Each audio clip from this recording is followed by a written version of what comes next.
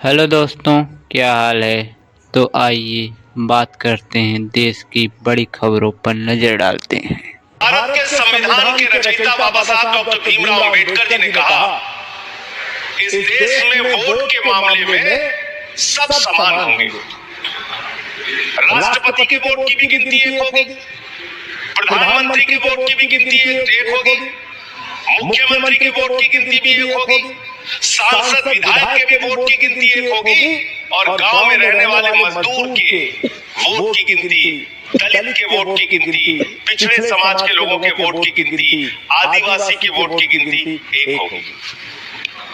आज एसआईआर के जरिए ये जो चर्चा पूरे देश में खौफ का माहौल बना हुआ है, क्या वास्तव में एसआईआर के जरिए आप मतदाता सूची को साफ करना चाहते हैं या वोटर को साफ करना चाहते हैं? आपका मकसद वोटर को साफ करने का है, आपका मकसद वोट चोरी का है, आपका मकसद मतदाताओं की सूची को सही करने का नहीं है। इसलिए ये चिंता है सबको। और दूसरी बात, क्या ये संवैधानिक अधिकार चुनाव आयोग के पास है?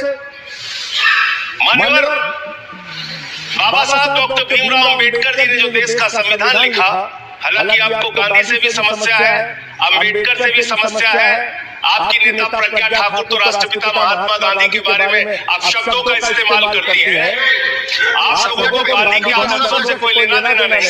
विषय पे बोल रहा हूँ, विषय पे बोल रहा हूँ।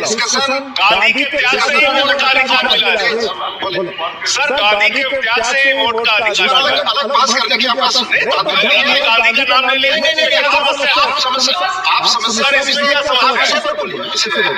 Sir,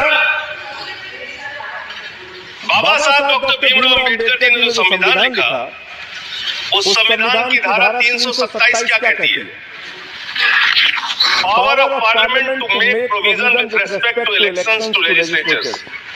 Subject to the provisions of its constitution, Parliament may from time to time by law make provision with respect to all matters relating to or in connection with elections to either House of Parliament or to the House of or either House of the Legislature of a state, including the preparation of electoral rolls.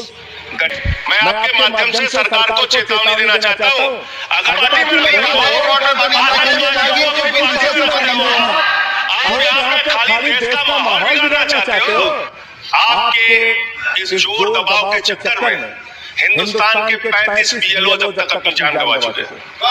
ये सदन, अरे कहा मंत्री जी, आपको कैसे पता चलेगा?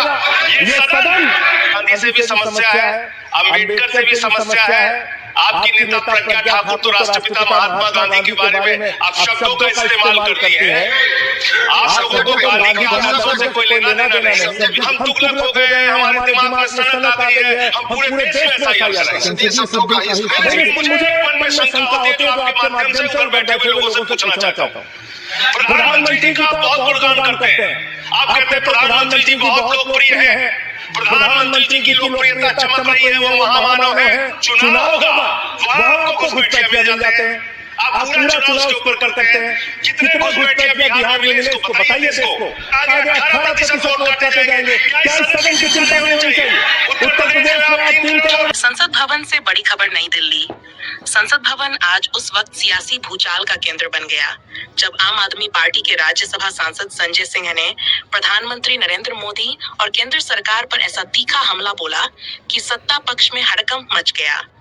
सदन के भीतर गूंजती आवाज, तीखे शब्द और लगातार उठते सवालों ने पूरे सदन का माहौल गरमा दिया।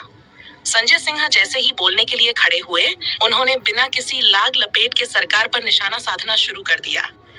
उन्होंने कहा, देश महंगाई, बेरोजगारी और भ्रष्टाचार से जूझ रहा है, लेकिन सरकार सिर्फ प्रचार में व्यस्त है। जनता सवाल पूछ रही है और जवाब गायब है। उनके इस बयान पर विपक्षी सांसदों ने मेज थपथपाकर समर्थन जताया, जबकि सत्ता पक्ष के कई सांसद अपनी सीटों पर असहज नजर आए। संजय सिन्हा ने आगे आरोप लगाया कि सरकार की नीतियों का सीधा असर आम आदमी की जेब पर पड़ रहा है। उन्होंने कहा, प्रधानमंत्री बड़े बड़े भाषण देते हैं, लेकिन जमीनी सच्चाई यह है कि किसान परेशान है, युवा बेरोजगार है और मध्यम वर्ग महंगाई से टूट चुका है। ये कहते हुए उन्होंने सरकार से सीधा जवाब मांगा कि आखिर जनता की समस्याओं पर ठोस कदम कब उठाए जाएंगे। सदन में इस दौरान शोर शराबा बढ़ गया। सत्ता पक्ष ने उनके बयानों पर आपत्ति जताई और कई बार टोका, लेकिन संजय सिंह अपने तेवर में डटे रहे। उन्होंने साफ कहा, सवाल पूछना मेरा अधिकार है और मैं जनता की आवाज दबने नहीं दूंगा। उनके इस बयान ने विपक्षी खेमे में जोश भर दिया। स्थिति इतनी गर्म हो गई कि कुछ देर के लिए कार्यवाही बाधित करनी पड़ी। सभापति ने सदन में शांति बनाए रखने की अपील की, लेकिन सियासी तल्खी साफ दिखाई दे रही थी। गलियारों में चर्चा तेज हो गई कि संजय सिंह के इस हमले ने सरकार को रक्षात्मक मुद्रा में ला दिया है। राजनीतिक जानकारों का कहना है कि संजय सिंह का यह आक्रामक अंदाज आने वाले दिनों में संसद के भीतर टकराव को और तेज कर सकता है। वहीं आम आदमी पार्टी ने इसे जनता के मुद्दों की जीत बताया है। फिलहाल संसद भवन से यही बड़ी खबर। आगे के अपडेट के लिए बने रहिए।